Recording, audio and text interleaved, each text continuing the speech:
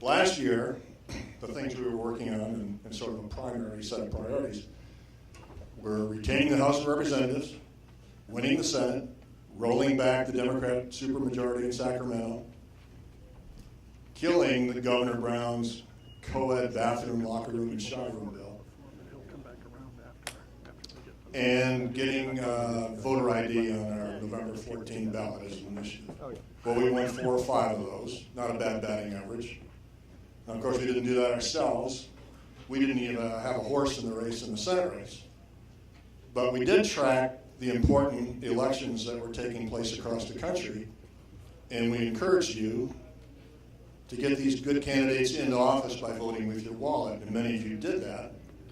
And so together with like-minded folks across the country, we actually succeeded in some of these things. So we have a lot to be proud of. Now here we are in 2015, so the question is what next? Well, we're still working on some of those issues. And as Jim suggested, we could use your input into what we prioritize our energies on.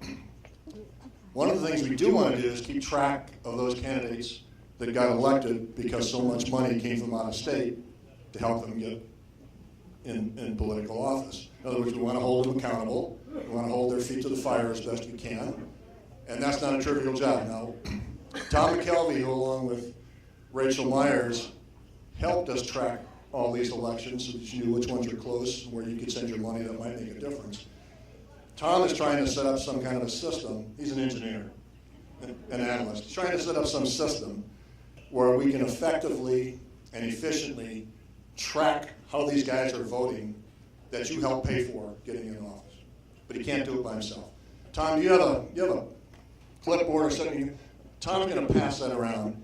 If you have any kind of intellectual or analytical mind at all, and you too want to help us hold their feet in the fire, just put your name and I guess probably your email address so Tom can get a hold of you and pull something together and maybe we can find a way to do this. Now, one of the other things we want to do, one of the other fights we want to engage to is against Common Core. On our last forum of 2014, I talked a little bit about that, and I asked for some volunteers, and we got some folks sign up. And so our first working group meeting, and that's what it'll be a working group, is scheduled for February 10th. It'll be in the Ramona Town Hall. I've got a board here, which I'd like to start passing around. Could you grab this, sir? And if you're interested in becoming involved in the fight against Common Core, I ask that you put your name down. Now, if you're not sure whether you did it last time or not, go ahead and put your name down again. What I promise is I won't give you twice as much work. But I will send you an email or a phone call that'll tell you about the meeting. Now, I know that each of you has your own hot button issue or set of issues. For some it's Islam, for some it's the economy. For some it may be Governor Brown's bathroom bill, I don't know. But even if we were to win or have a few of these issues that are of concern to us go our way, or we were to win some of these near-term elections, if we don't defeat Common Core, it isn't going to make any difference. We're going to lose our country. For decades, the left has controlled our colleges and universities. And now through Common Core, they're going after our primary and secondary educational institutions. So with each successive generation working their way through this indoctrination mill, we're going to be increasingly find ourselves less competitive in the international marketplace as a country. And we're going to find a politically increasingly progressive system. So we need your help in this fight. There's a lot to learn, a lot to be done, a lot of digging to do. So if you think you might have a little time, please put your name on that list. Okay, now last year we introduced you, I think it was last year, it might have been a year and a half ago, a relatively new conservative initiative in the state of California called the Tea Party California Caucus. This effort, to my surprise, is growing faster and flexing its muscles at a much greater rate than I ever expected. So in 2015, what we thought we would do is get behind this so we can grow even faster and flex its muscles even more. So I've asked Woody Woodrum, one of the leaders and founders of the Tea Party California Caucus, to take just a few minutes to tell you about it, tell you why it's important and how you can get involved. Woody? Thank you very much, Jim. I get, what, about 45 minutes to an hour, right?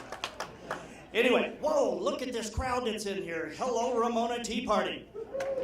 No, I said, hello, Ramona Tea Party. There you go. You know, I don't have a problem with Governor Brown's bathroom bill, but I do have a problem with these liberal Democrats that we have up in Sacramento. That's where my problem is.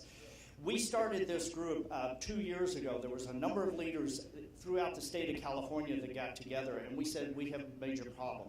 We looked at this and we said, all right, we've got them where we want them. We are surrounded by Democrats. Any place we go, we can attack and we can hit the enemy. So what we're doing is we're moving this forward, and we've done a great job. So the first place that we went is the party that we're most closely affiliated with. I'm not saying totally, but most closely. So we started a caucus inside the Republican Party. A caucus is a voting member of the party. There are 1,600 delegates in the state of California that run the Republican Party. They are comprised of the people that are basically inaugurated by the elected officials. Now, what we have been able to do is we have gotten a lot of Tea Party people elected into these various different positions through the state. We've gotten a number of Tea Party people that are delegates to the California State Republican Party, and we have also taken over some of the central committees in the California Republican Party in county to county. And this is one of our goals. We want to add a spine to the backbone of the Republican Party and bring it back to where it once was. Now then, you say, but I can't make a difference. Let me tell you, I've got a friend down here in South Bay, John McCann, that just won his election for city council by 2 votes. 2 lousy votes. Don't tell me you don't make a difference. And this is what we're trying to do. We're trying to get people involved in this. We want people like you to become active in this. We are looking for more people to help us in the state party and in the local parties to take over the... Should I say take over the Republican Party? Yeah, I'm going to say take over the Republican Party. So we want to do that. We want to bring it back to its values. We want to bring back the constitutional conservative issues that we live by, that this country was founded under. And you can help do this. Now you say, how can I do that? Well, we're looking for members. $25 a year for membership. We have membership applications at the back table. We have phone calls every week right now as we're running up to the convention. Jim Tapscott and Jim Fontana are part of the steering committee for this, for the statewide organization.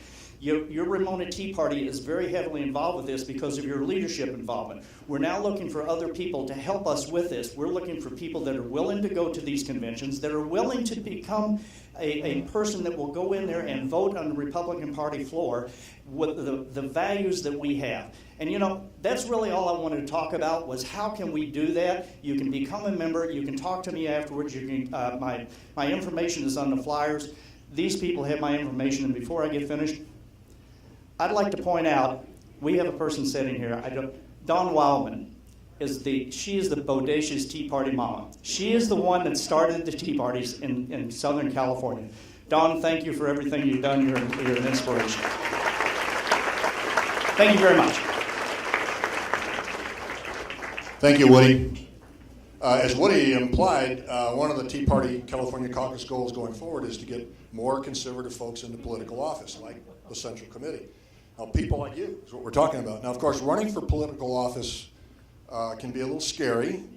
It's certainly no easy matter, and it might be a reason why you guys wouldn't even think of doing it. But for those who have been involved in the process, they tell you that it's a process that can be learned. And as such, they've gone ahead and set up a candidate school, the first free candidate school here in San Diego County. So we've invited one of the leaders, one of the founders, one of the teachers of the candidate school, and we've asked her to take a few minutes to tell you about it. Donna Woodrum, who just happens to be Woody's wife.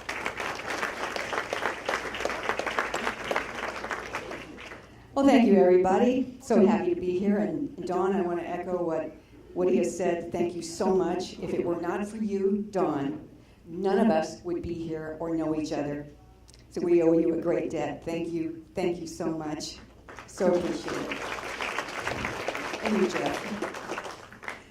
Well, we got a call from the party right before the election. They said, Woody, we've got about 70 seats open. We don't have one Republican on the ticket. Can you help us find some people to run for office? So, of course, Woody's connected with everybody under the sun. His phone book is like the white pages. So we started making some phone calls, and we got a number of people, some of them, thankfully, Tea Party, to go down to voter reg and sign up and put in their, pull their nominating papers and get on the ballot. And they did. And a few of them got elected, thank the good Lord. However, after that experience, what happened next? The phone was ringing off the hook. People calling us constantly saying, now what do I do? Okay, after I do that, now what do I do? It occurred to us that there isn't any training for people who run for political office. It's either something you inherit from your relative or father who's been in for 26 years, like the Hunters, or you're funded by somebody who knows somebody who knows some. Anyway, there isn't a process, and it's not the job of the Republican Party to train people to run for office. It's our job. It's your job. So we said, okay, we'll take it on. We went and talked to the party people in charge and said, look, you don't have a training course. You're not training, you have no bench. You're not training anyone to do this. They said, well, we don't have resources, we don't have money. And Woody said, fine, I'll take it on. And they said, okay. I guess that passes for party anointing, I don't know. But we took it and run with it. Now, you've got a flyer up there called Election Boot Camp, 2015-2016. And what we are going to do, we have already started. We had one meeting. We've got one more meeting coming up on February 19th. We will train you to run for political office. We're looking at people who want to start where people should start running. Now, Woody started running for Congress. That was his first office. Don't do that. Okay, don't take my word for it. Don't do that. So we want to build a bench, and that's the down ballot races. And they're called down ballot because they're down the ballot from city council. So it's any race below city council. But let me tell you, this is hard work, hard slog work. It is hard physical work. It is manual labor. You are going to have to work. But fortunately, we'll show you what to do. We'll teach you how to do this. There's a whole gamut of information that you're going to get on everything under the sun to run a successful campaign. So if you are interested, and I hope that you are, because we do want to get more Tea Party people into elected office in the entire state, please contact Woody. His contact information is on this flyer. If you don't already have his phone number, his email, and let us know that you are interested. I will send you an introductory email to let you know what you're in for and where the next meeting will be. And if you have any other questions, you can see us here or send us an email. And please do seriously think about running for political office. You're exactly who we want to have in charge of our government. If we're going to take over our government, it's you that's going to take it over. So please come to the election boot camp and we'll show you how to do it. Thank you.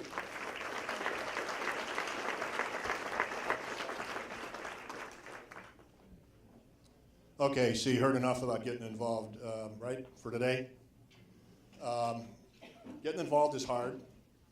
It takes a lot of time, takes commitment. And besides, you don't know how to get started, right? But you want to do something? Well, we figured you did. So several years ago, we started something called the Ramona Teed Monthly Postcard Project. So I'm going to bring up Dan Summers, a steering committee member. He's going to tell you how to do this. It's so easy, you won't be embarrassed if you don't become involved.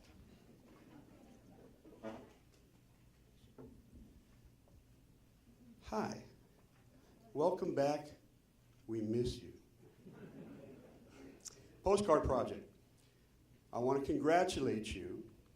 Last year, you sent over 700 postcards to the right people at the right time on conservative issues. Give yourself a round of applause. This is my wife, Susan, and Rachel Meyer. They are the brains of the Postcard Project. I'm labor. This month, there's about 50 of these out there, and we have some extras for the people in front. You'll find 4 postcards in each one. They're addressed to Reince Priebus. I don't know how to pronounce that name. You don't either.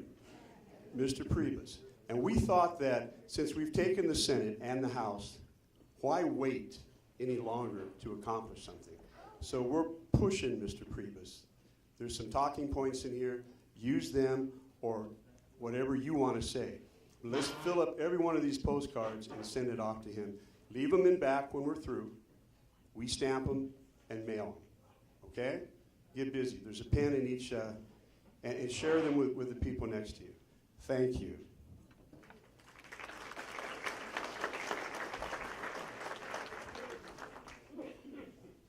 Okay, I'm not going to badger you anymore. I already said that. But while you're filling out these postcards, we've got a new element to our program we call the mini legislative brief.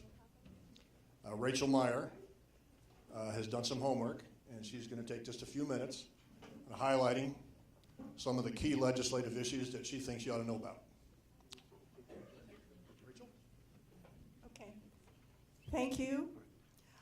I just want to say a few words about how Ramona T got started. There were 4 people in my living room, and if you remember way back in April, I think it was 2009, and we said, are we going to go to Escondido with our signs? And we all decided, no, let's start one right here in Ramona. So Mary Kafka was one of those people. So that's how we all got started. Okay, legislation. You may want to write some of these bill numbers down.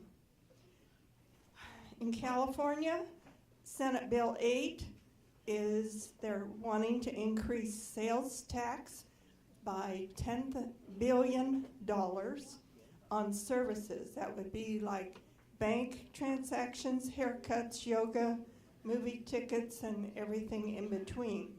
This is designed to replace the temporary revenue that was voted in on Prop 30, which will begin to expire next year.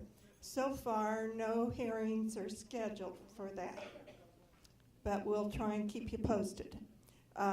Assemblyman Brian Jones, who is the assemblyman for our area, he's now on the Assembly Budget Committee, and he needs your ideas. And he's quite conservative, so he will be able to introduce, hopefully, some of your ideas. But you have to call him or go to his website. His phone number, if you want to write it down, 619-441-2322. That's his office in Santee. Effective January 1st, even though the price of gas has gone down, we are paying 10 cents more than any other state in cap and trade tax. That's 25% of that 10 cents you pay on every gallon is going to go to the high-speed rail.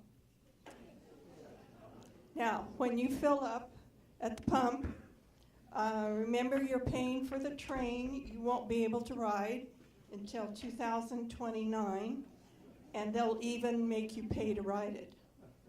Okay, Congress, this is Washington, D.C., H.R. 399, it's called the Secure Borders First Act, has been pulled, and I'm glad because it's not a good piece of legislation.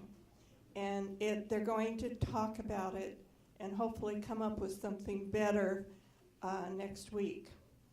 Now, here's one that I like, H.R. 191. This is Repeal Executive Amnesty 2015. Yeah, that one needs support.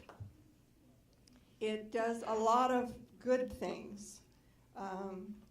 Reinstates the Secure Communities program, which we used to have here in California. We don't anymore. But there's about 8 or 10 things that it's going to do to help with the illegal alien problem. There, I said it. Okay. The bill was introduced with 8 other co-sponsors, so it is gaining some traction, but you might want to remind your congressperson. Here we're Duncan Hunter, but some of you live in other areas, so you probably have other people. Tell them, get on board. Okay, good news for conservatives. A new Freedom Caucus has been formed in the House with 9 founding members. New members will be by invitation only, so they're going to have to meet some conservative principles to be invited. Representative Jim Jordan of Ohio, you probably see him on Fox News once in a while. Raul Labrador of Idaho, they're the current leaders, and their goal is to have only about 40 members, and they will draft and push conservative legislation. Now, Common Core.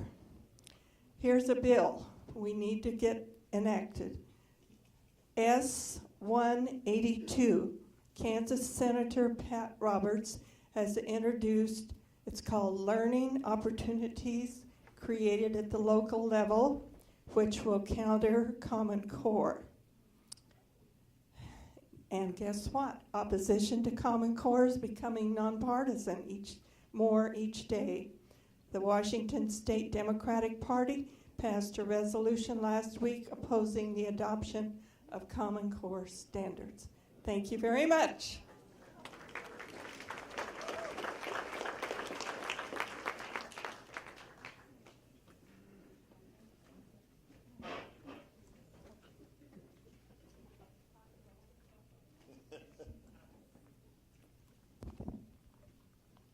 Okay, before I introduce our guest speaker, there's a couple of events coming up in the month of February I'd like to alert you to.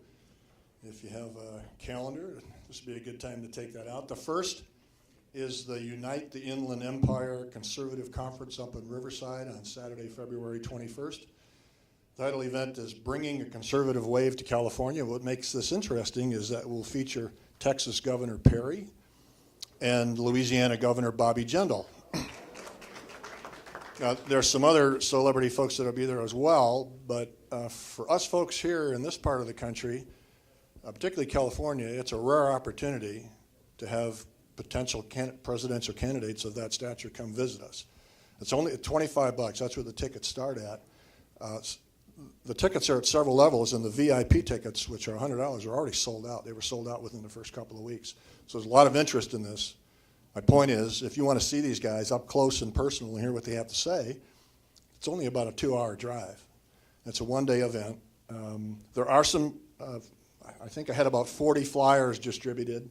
If there's not one in front of you, look around. When people stand up to cheer, when Bill Whittle comes, grab one from their seat. But I think it's something you'll enjoy. The second event, which is hosted right here in San Diego by the American Freedom Alliance, and if you haven't heard of the American Freedom Alliance, I suggest you Google it. I did, and they describe themselves on their website as a movement of concerned Americans advancing the ideas and values of Western civilization. Well, to me, that's Tea Party by some other name. Now, they're bringing to San Diego, they're hosting a British journalist, author, and broadcaster named Melanie Phillips. She actually is a resident of London, and she's been described as the British version of David Horowitz. Now, not because of the way she looks, believe me. It's because, like Horowitz, she was once a darling of the left, and she's had an awakening, much like David, and she now is an outspoken, iconic defender of Western values. Her topic will be The World Turned Upside Down, which is the title of her most recent book. And Ms. Phillips contends, and I'll quote, "The loss of religious belief, particularly in Europe, has led the West to replace reason and truth with ideology and prejudice. The result has been a kind of a mass derangement where truth and lies, right and wrong, victimization and aggressor has all been turned upside down." Now for some, me included, this is the fatal flaw of Europe, folks, particularly as it faces Islam. Now she's going to speak on Tuesday, February 17th at the Temple Beth Israel. There's about 80 flyers that are distributed. The cost is only $10, and that's just to cover the cost of her getting down here from LA where she was speaking. So sounds to me like a dynamite presentation. Now on the last Saturday of the month, it's our next forum, February 28th, and it will be our first issue-specific forum, and that issue is the U.S., Russia, and radical Islam. Most of the folks on our steering committee are convinced that the rise of fundamental Islam, or by whatever name you call it, is an existential threat to the United States. So we try to have Islam a featured subject at least a couple of times. We've done that for the last several years. Our speaker in February will be Professor Georgi Gunev. Now, Georgi was born in Sofia, Bulgaria, where he did his undergraduate work, and then he went to Moscow, where he got his PhD in international studies at the University of Moscow and taught there for 12 years, and then immigrated to the United States as a political refugee. He's since taught at Ohio State University and a couple schools here in Southern California. His topic will be Islamization of Europe and its impact on Russian-American relations. A unique perspective, help fill in the circle of understanding that we're trying to gain on what Islam is all about and what it means to us. So you won't want to miss that one. Now,